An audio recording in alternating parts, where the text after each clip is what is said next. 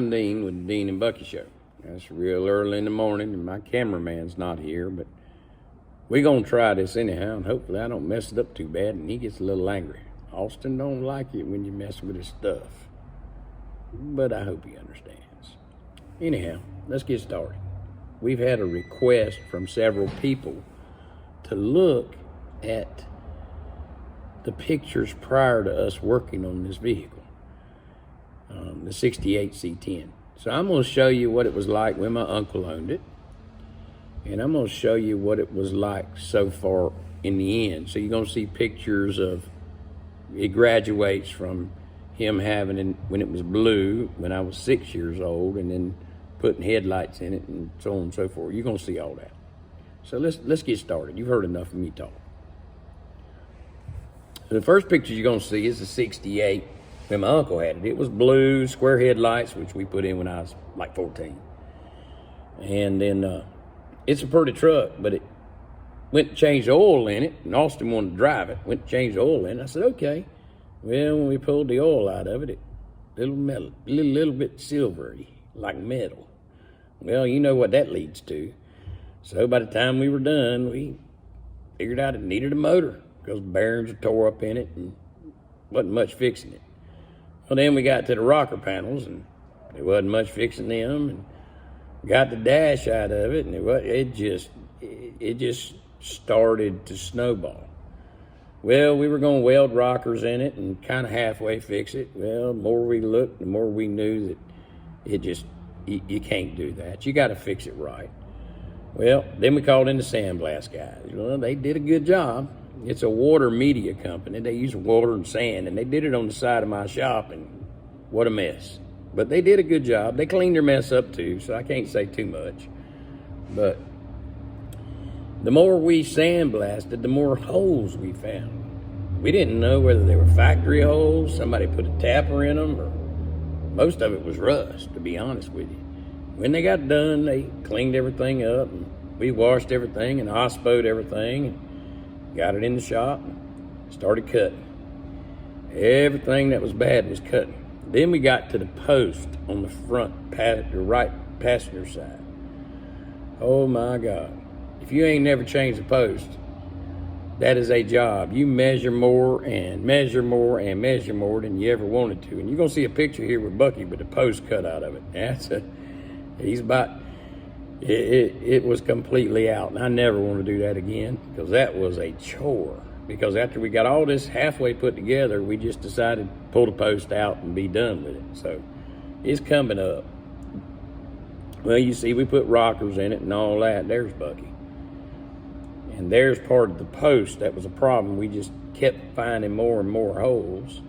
And it just, between the post and the brackets and everything else, trying to fix the front windshield bracket, all that, it was just better after we found all the bronze and everything to put a post in it. And that's what we did. We put a post in this truck. So that led one thing to the other, and we got the rockers finally tacked all in it. And during this time, we were working on the frame too, so we got the frame all in primer, and we were going to paint it black. And something hit us, and Bucky and I sat down and talked about it, and we decided to paint it the same color as the truck. Now, the truck's going to be a candy brandy wine, which is a little darker than candy apple. So you'll see, we're getting ready to change over here. They're all in black primer being hung up in the room to be painted. Well, here they come. And that's right there's a base coat. So that's the base coat of House of Colors candy. Beautiful paint. Beautiful paint product. Easy to paint. It turned out really, really nice.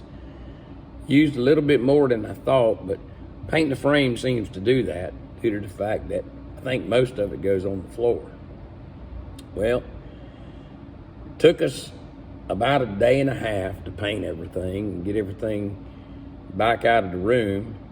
You know, we're not real sophisticated when it comes to that, but we'll never paint inside of a shelter again. We'll actually go rent a paint booth somewhere and do it right. But next you'll see us putting it together with the Willow Wood brakes on it. Nice brake system. Willow Wood helped us a lot and put a good brake package together for us. And of course, you know, you put new gearbox in it, and we put pretty much everything back on this thing new.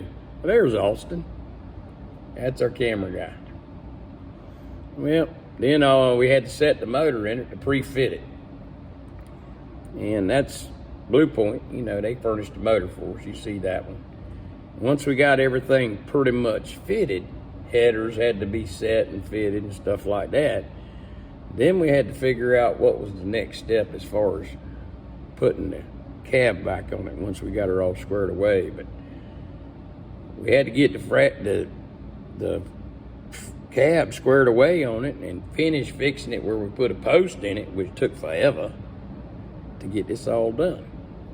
Well, we finally got it to the stage, and once we got everything welded up, as you see, we put corners in it to start, go ahead and get her set up, and let's see if we could get the profile set on it to make sure we had the motor set forward enough or back enough, because that's important.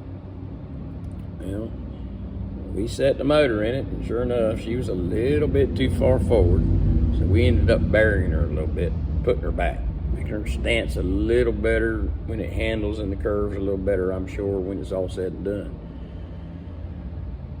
You notice we put the wheels on it there. That's the metal wheels we cut here at the shop to help it roll around a little better. Well, those are the brackets that go into the exhaust. We made all them there. Just took a little more time, we thought, to get them all polished and finished. And then there's the exhaust that Bucky actually ended up welding, and me, and the brackets I made. And then you'll notice that all the circular brackets in the back of it we made. And we took the exhaust, once we got it all fitted, to a place here in North Carolina that dips it.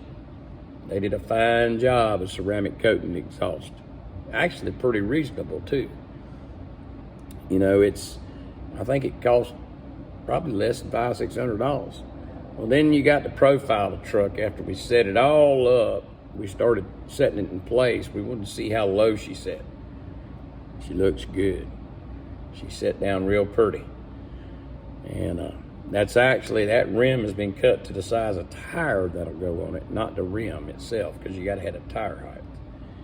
Well, once we got all the grill and everything fitted into it and everything, the lights had to be cut into it, because we took if you notice, we took the chrome off the lights. And that's the back. Of course, we did tub it a little bit. Got to put a little bit of tire underneath it to hold all that motor sitting up front. Ain't a lot, but it's enough. And there's your backside view of the inside of the tailgate. There's the profile shot. She's sitting about 2 inches high right now because she's on them go jacks, but that's probably it. Now, there's some thanks I want to give to the guys that's helped us so far, and that's Austin, our cameraman, Sam, Jason, Shorty, and Hunter. Again, we want to thank you for following us on our channel. We know there's not a lot of you. I'm not going to ask you to follow us. I'm going to let you make that decision. I hope that we do something that helps you. And if you got comments, I'd love to hear them. We may not do everything the way y'all might do it, but we try.